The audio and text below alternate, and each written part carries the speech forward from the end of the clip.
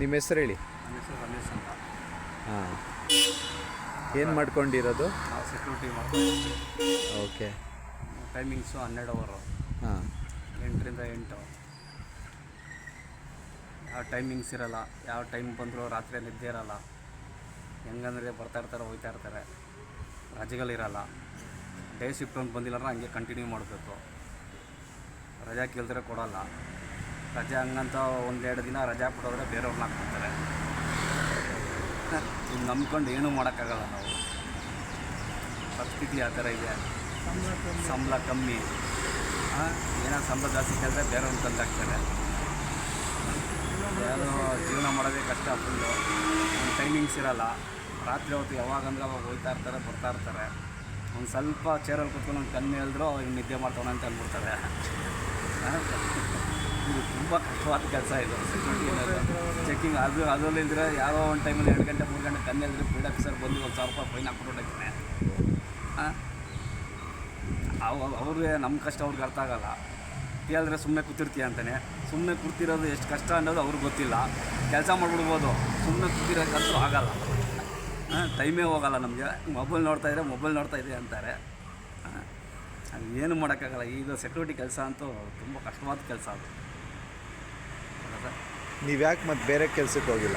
ಬೇರೆ ಕೆಲಸ ಅಂದರೆ ಅನಿವಾರ್ಯ ಕಾರ್ಯಗಳಿಂದ ಬರ್ತೀವಿ. ವಯಸ್ಸಾಯಿತು, ಬೇರೆ ಎಲ್ಲೂ ಕೊಡೋಲ್ಲ ಕೆಲಸಗಳು. ಆ ಥರ ಬಂದು ಸಿಕ್ಕಾಕೊಂಬಿಟ್ಟಿದ್ದೀವಿ. ಏನು ಮಾಡೋಕ್ಕಾಗಲ್ಲ.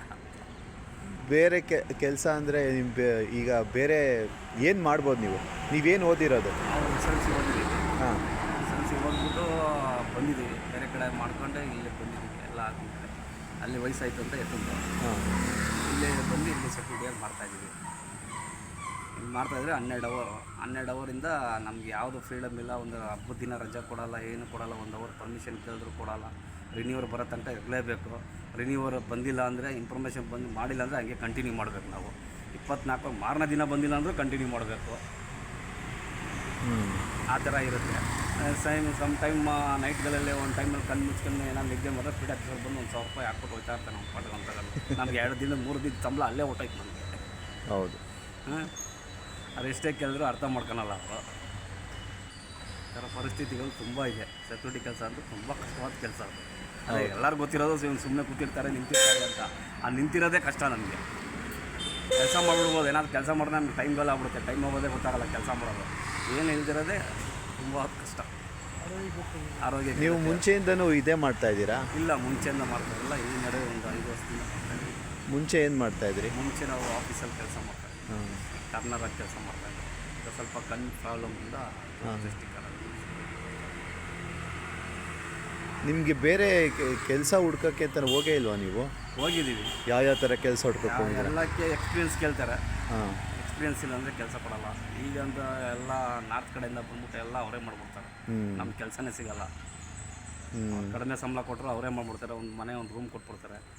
24 ಅವರ್ ಅವರೇ ಮಾಡ್ಬಿಡ್ತಾರೆ. ಅಲ್ಲೇ ಇದು ಈಗ ಏನೋ ಎಷ್ಟೊಂದು ಕಡೆ ಈ ಚಿಕ್ಕ ವ್ಯಾಪಾರ ಮಾಡ್ತಾರಲ್ಲ, ಆ ಥರ ಯಾಕೆ ಮಾಡೋಕ್ಕೆ ಹೋಗಲ್ಲ? ಮಾಡೋಕ್ಕೆ ಹೋಗ್ಬೋದು. ಅಲ್ಲೇ ಕಾಂಪಿಟೇಷನ್ಗಳಿವೆ. ಒಂದು ಅಂಗಡಿ ಇದ್ರೆ ಅವ್ರು ಬೈತಾರೆ, ಇಲ್ಲಿ ಮಾಡಬೇಡ ಹೋಗು ಅಂತ.